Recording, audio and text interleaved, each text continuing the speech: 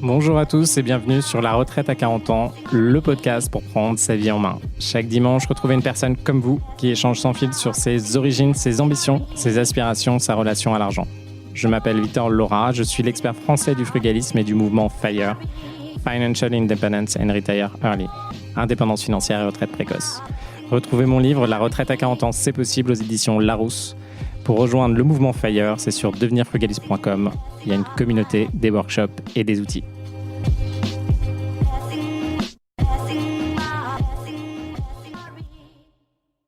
Bonjour à tous et bienvenue dans un nouvel épisode de La Retraite à 40 ans. Aujourd'hui, on va faire un épisode dédicace à qu'est-ce qui se passe dans l'immobilier quand ça va pas et comment on peut ressortir de ça, parce que c'est vrai que je vous parle assez souvent de l'IMO, des trucs qui sont positifs, à quel point on peut faire du cash flow, à quel point c'est pour moi une première étape qui va vous permettre de non seulement avoir du capital et du cash flow, potentiellement d'atteindre votre deuxième phase de vie, c'est-à-dire un moment où finalement vos dépenses elles sont couvertes par des cash flows que vous avez, donc des revenus semi-passifs. On n'est pas sur du passif-passif avec de l'immobilier, vous le détenez en propre. Mais par contre, ça vous permet de libérer votre temps si vous voulez vous libérer d'un boulot, si vous voulez vous consacrer à un autre projet ou continuer à bosser si vous adorez votre taf, etc. Il n'y a pas de jugement là-dessus.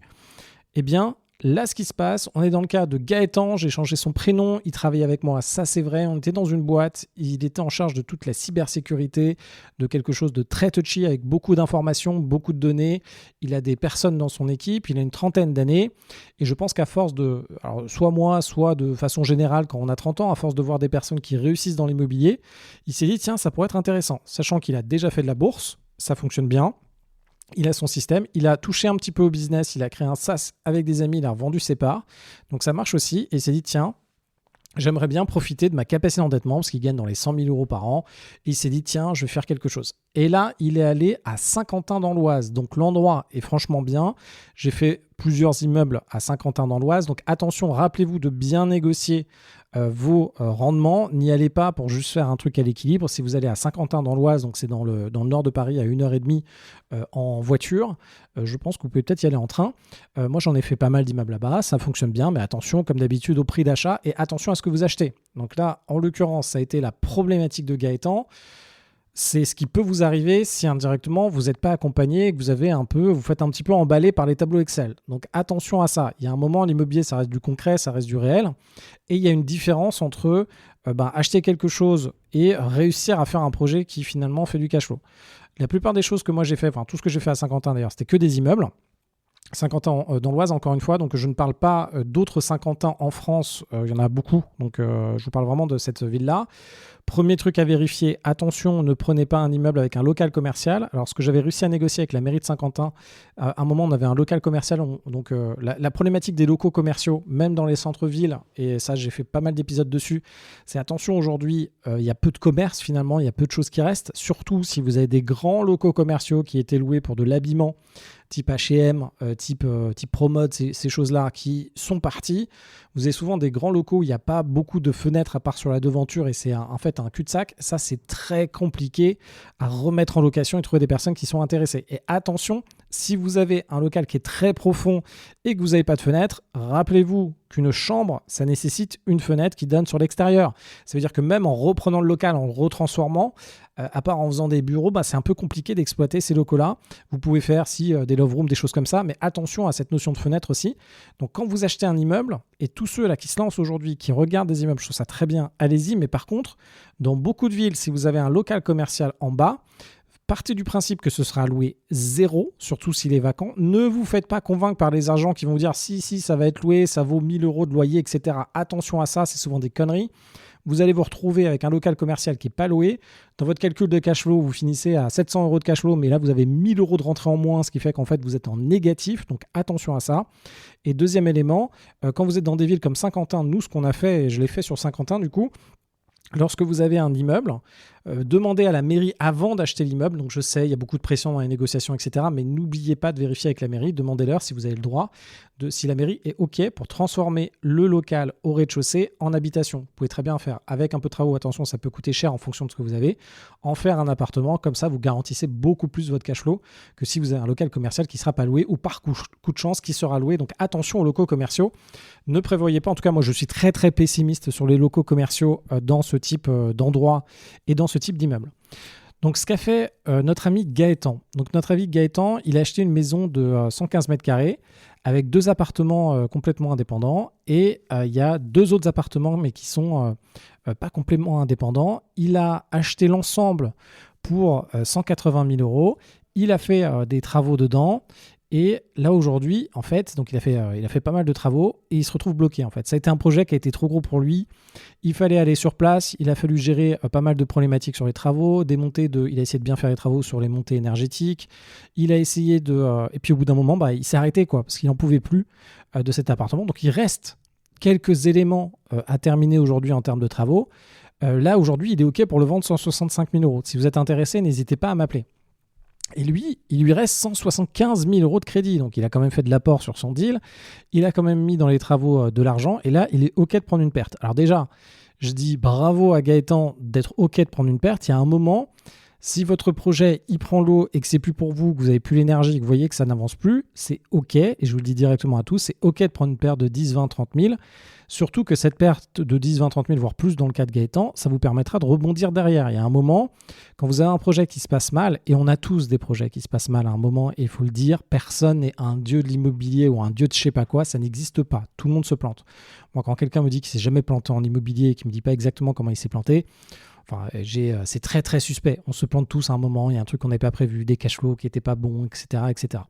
Bref, dans le cas de notre ami Gaëtan, en gros, la problématique qu'il a aujourd'hui, c'est qu'il n'a plus l'énergie pour porter le sujet et que c'est pas son truc. Il est allé sur un projet d'immeuble, de maison là en l'occurrence, dans un endroit de Saint-Quentin où il a fait beaucoup de travaux pour de la remise aux normes énergétiques. Je pense que ce qu'il a fait en échangeant avec lui, en gros, il s'est enflammé sur les calculs. Il s'est dit, OK, je fais tout le truc, je vais mettre 180 000 euros max. Et dedans, ce que je fais à la fin, ça va me faire du 1000 euros de cash flow, etc.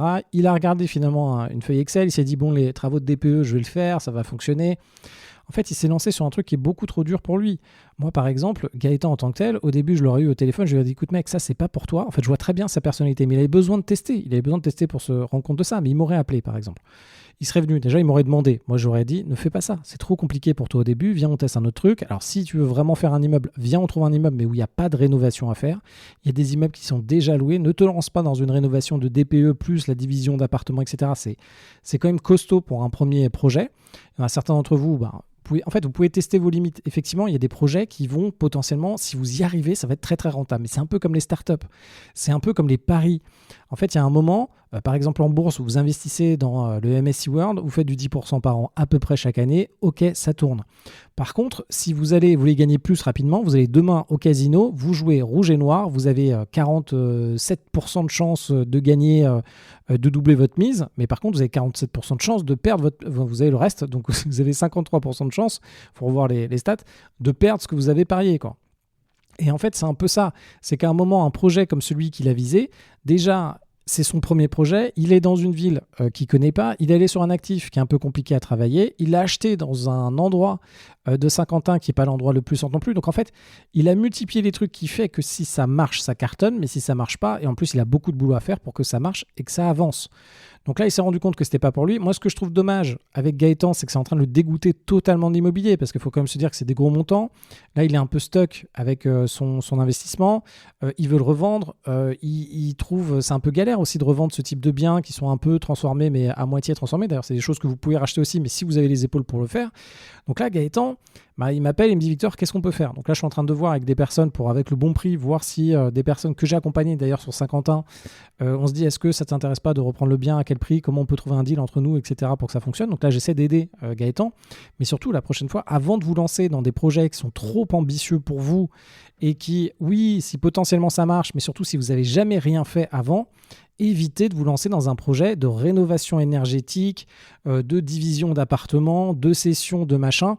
Attention, ça dépend. Soit vous avez une motivation à toute épreuve, mais vraiment à toute épreuve, et vous avez un peu de cash, et c'est pas grave si vous perdez du cash. Si vous êtes comme ça, pourquoi pas prendre des risques et vous allez apprendre beaucoup plus vite. Mais pour la grande majorité d'entre vous, des 90-95%, et je pense que j'en fais partie aussi, ne vous dégoûtez pas avec un projet qui est votre premier projet qui va vous plomber. Vous vous lancez dans un truc beaucoup trop dur. Avant de faire ça, pour vous rassurer, il faut vous rassurer, on progresse petit à petit. Il y a votre premier appartement, votre premier immeuble à acheter, votre premier Airbnb à lancer. Il faut progresser petit à petit. On fait le premier. En fonction de là où vous en êtes, on peut, si on le fait ensemble, vous venez dans mon programme de mentoring. Moi, je vous aide à faire un truc et je vous dis, OK, ça, moi, je le ferai, ça va cartonner, fais-le comme ça. On voit déjà si vous êtes OK de faire moi ce que je ferais. Il y en a plein qui ne sont pas OK. Il y en a plein, on va retourner sur des deals un peu différents, etc. pour qu'ils avancent. Mais en tout cas, faites votre premier deal pour que ça avance, que vous rassuriez, que vous compreniez ce que c'est, le financement, la banque, les travaux, potentiellement la division. Et après, on va continuer. Et après, on va pouvoir augmenter en difficulté. Après, on va pouvoir augmenter en risque si vous voulez. Mais en tout cas, faites très attention à vous. Moi, ce que je veux pas, c'est vous dégoûter. C'est comme la bourse. Il y a des personnes qui, du jour au lendemain, vont mettre toutes leurs économies, 10 000 euros sur du air liquide qui va baisser de 20% parce que je sais pas quoi, il y a une problématique avec le Détroit ou je sais pas quoi. Et ils vont être déprimés à vie. Et en fait, ils vont se vacciner contre la bourse, mais pas dans le bon sens. C'est-à-dire qu'ils vont jamais y retourner en disant voilà, j'ai perdu toutes mes économies et je vais pas y retourner. Alors qu'ils auraient juste mis un peu moins d'argent, peut-être 1 000 euros, ils l'auraient mis sur un ETF réparti et ils auraient peut-être perdu 10% dans le pire des cas et puis ça, après ça aurait continué à avancer et là ils se seraient familiarisés, ils auraient continué et à la fin ça fait quand même la différence entre un mec qui va avoir 1 million sur son compte bancaire d'un mec qui va avoir 0. Et attention vraiment de ne pas vous dégoûter de ces éléments-là. Donc sur l'immobilier, faites attention de ne pas vous dégoûter en faisant des conneries. Je vous parlerai d'autres éléments là que je vois. Moi, je vends ma crèmerie, mais venez, appelez-moi, venez dans mon... Et vous allez voir, ça va bien se passer, on va faire des choses, je vais mettre la bonne pression et la bonne tension pour vous. Mais surtout, ne vous lancez pas dans des trucs sans avoir vraiment compris les principes qui sont trop grands. Si vous achetez un studio, si globalement vous regardez les éléments, déjà vous risquez beaucoup moins que si vous achetiez un immeuble ou une maison à retaper pour refaire les DPE sans avoir vraiment vérifié la tension locative, etc. Limitez votre risque si vous avancez tout seul, vous ne lancez pas dans des trucs démentiels. Encore une fois, si par contre vous êtes, quoi qu'il arrive, vous avez de l'argent de côté, ça ne va pas vous plomber ce projet. Quoi qu'il arrive, vous êtes dans une faculté, vous avez la faculté à toujours garder la motivation et à surmonter les épreuves, mais vraiment toujours, vous pouvez. Mais attention même aux personnes qui sont comme ça, vous l'êtes toujours aujourd'hui jusqu'à votre prochaine épreuve qui sera plus importante que votre motivation, que votre mental, que votre capacité à surmonter les épreuves. C'est-à-dire que peut-être que par rapport à d'autres, vous êtes plus endurant, mais demain, vous faites un projet et vous allez être confronté à une difficulté que vous n'avez jamais eue qui, elle, risque de vous plomber au lit et qui risque aussi de vous handicaper et peut-être que vous n'allez pas recommencer parce que vous allez vraiment être au bout de votre vie. Donc attention à ça. Vraiment, surveillez vous-même, essayez de vous connaître. Au début, on ne se connaît pas. Moi, je me connais de plus en plus. Voilà, aujourd'hui, 37 ans, je commence un peu à comprendre comment je réagis et de temps en temps, même, j'oublie comment j'agis. Donc, je commence à comprendre c'est quoi le minimum dont j'ai besoin, comment protéger mon énergie, comment certains investissements, il faut que je fasse attention à certains éléments. Dans la délégation, dans les associations, je comprends un peu mes points aveugles. Il y en a tous des points aveugles, des choses qu'on ne voit pas. Ma façon de voir la FOMO, ma façon de me commit dans certains projets qui sont pas, c'est pas forcément positif. C'est du positif, mais du négatif. Donc aujourd'hui, j'essaie de comprendre ça et je continue à apprendre comment je fonctionne. Et vous, c'est exactement pareil. Ne vous surestimez pas dans les investissements, surtout quand vous êtes sur des sommes qui vous dépassent à certains moments. Il y a sûrement des entrepreneurs qui m'écoutent ici. C'est le quotidien un peu des entrepreneurs qui se lancent là-dedans, etc. Je vous rappelle qu'il y a des études qui sortent aujourd'hui qui montrent qu'un entrepreneur, il a autant de pression et de stress et de charge mentale et même de stress physique qu'un athlète de haut niveau. Pourquoi ? Parce que l'entrepreneur, il va tout le temps être en crainte des problématiques. Donc en fait, c'est un peu quelque chose que je répète assez souvent. Et d'ailleurs, ceux qui sont... c'est marrant parce que je vois certains trucs qui me laissent des messages vocaux sur Insta et qui m'expliquent la même chose. C'est-à-dire que quand les choses sont dures dans la vie, nous, on subit. On subit, donc il faut aller faire de l'argent, il faut aller faire des trucs, etc. On se sent pas bien, mais moi, je me rappelle à chaque fois que, OK, c'est un moment qui est down, il y a forcément un moment où ça va remonter, ça va re-être up. Voilà, ça on le sait quand on est entrepreneur. Il y a forcément des moments où les nouveaux projets qu'on a lancés, ça marche moins bien. Il y a des moments où des partenaires avec qui on travaille depuis très longtemps s'en vont. On a des moments où l'État change une loi et ça nous impacte. Il y a des moments où il y a moins de clients, etc. On ne sait plus, voilà, etc. Et après, il y a l'autre aspect. On sait que quand ça va bien, il faut en profiter à fond. Profiter à fond des moments où ça va bien. Par contre, soyez au courant que cet instant est temporaire. De toute façon, la vie, c'est très temporaire, mais le moment où vous êtes bien, profitez-en et ce sera très temporaire parce que demain, il y aura des nouvelles difficultés qui vont arriver dans votre vie et c'est pas grave, il faut l'accepter. Donc tout ça pour vous dire que Gaëtan, il aurait évité de faire toutes ces erreurs, de se retrouver dans une situation où aujourd'hui il est stressé, mais il a fallu qu'il fasse ça pour apprendre. Et qu'est-ce qu'il doit apprendre avec cette expérience-là ? C'est déjà, de m'appeler, franchement, venez, surtout que lui, en l'occurrence, Gaëtan, on est quasiment potes. On était dans la même boîte, on peut s'appeler, on peut se contacter, donc zut, voilà. Et si vous voulez vraiment faire l'investissement, là ça va me prendre du temps de vous accompagner dessus, mais venez dans le programme de mentorat. Franchement, ne vous lancez pas tête baissée en mode FOMO. C'est bien d'avoir un stade où vous dites ok, là j'en peux plus, je passe à l'action. Ça c'est très bien, il faut cette énergie d'action. Par contre, ne faites pas des trucs totalement fous quand vous passez à l'action. N'allez pas me retaper un immeuble où vous empruntez, il vaut 50 000 balles, vous faites 200 000 balles de travaux à Pétaouchnok, vous n'avez pas vérifié dans un endroit qui est hyper loin de chez vous, vous savez pas comment vérifier une tension locative, vous savez pas combien ça va valoir le prix de revente si vous revendez. Ne faites pas ça. Et ne faites pas en disant tout va bien se passer, ça va être ok. Non, tout ne va pas bien se passer. Il y a un moment, ce sera le coût de votre apprentissage et on l'a tous. Moi, je me suis planté sur plein de projets et ça m'a coûté des dizaines, voire des centaines de milliers d'euros, voire des millions d'euros de me planter dans des projets. Et voilà, ça doit me marquer au fer rouge et vous le notez par rapport à qui vous êtes. Il y a des personnes qui ne feront pas les mêmes erreurs que moi.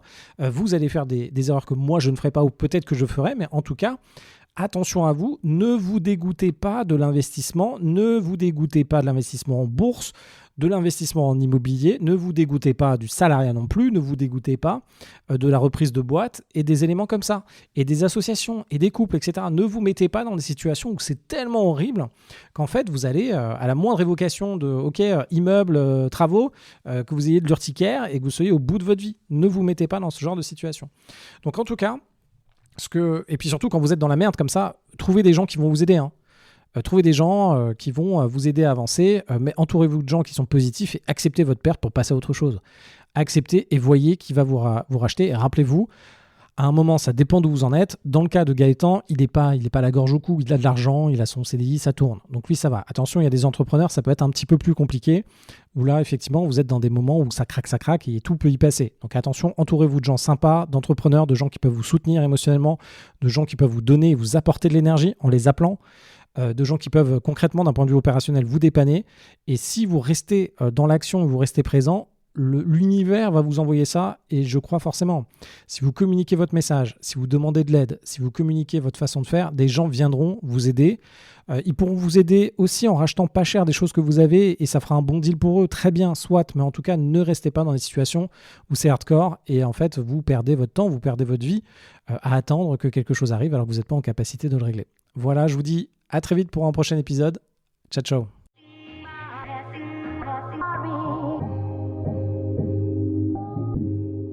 Vous venez d'écouter un épisode de La Retraite à 40 ans.